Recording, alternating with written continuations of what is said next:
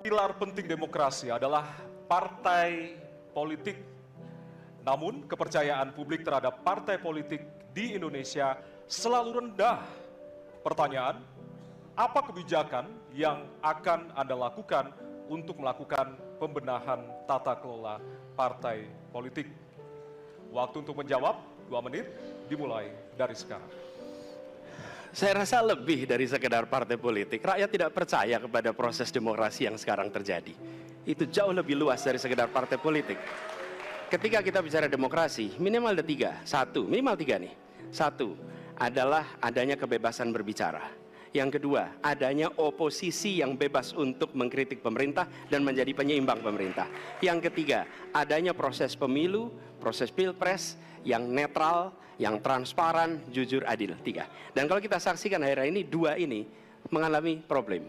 Kita menyaksikan bagaimana kebebasan berbicara menurun, termasuk mengkritik partai politik. Dan angka demokrasi kita menurun, indeks demokrasi kita. Bahkan pasal-pasal yang memberikan kewenangan untuk digunakan secara karet kepada pengkritik, misalnya Undang-Undang ITE atau pasal 14-15 Undang-Undang Nomor 1 tahun 1946, itu semua membuat kebebasan berbicara menjadi terganggu. Yang kedua, oposisi, kita saksikan minim sekali adanya oposisi selama ini. Dan sekarang ujiannya adalah besok. Bisakah pemilu diselenggarakan dengan netralitas, dengan adil, dengan jujur? Ini ujian ketiga. Jadi, persoalan demokrasi kita lebih luas dari segala persoalan kepada partai politik. Nah, bagaimana untuk partai politik sendiri?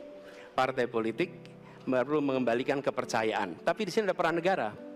Menurut saya salah satu masalah yang mendasar, partai politik ini memerlukan biaya. Dan biaya politik selama ini tidak pernah diperhatikan di dalam proses politik.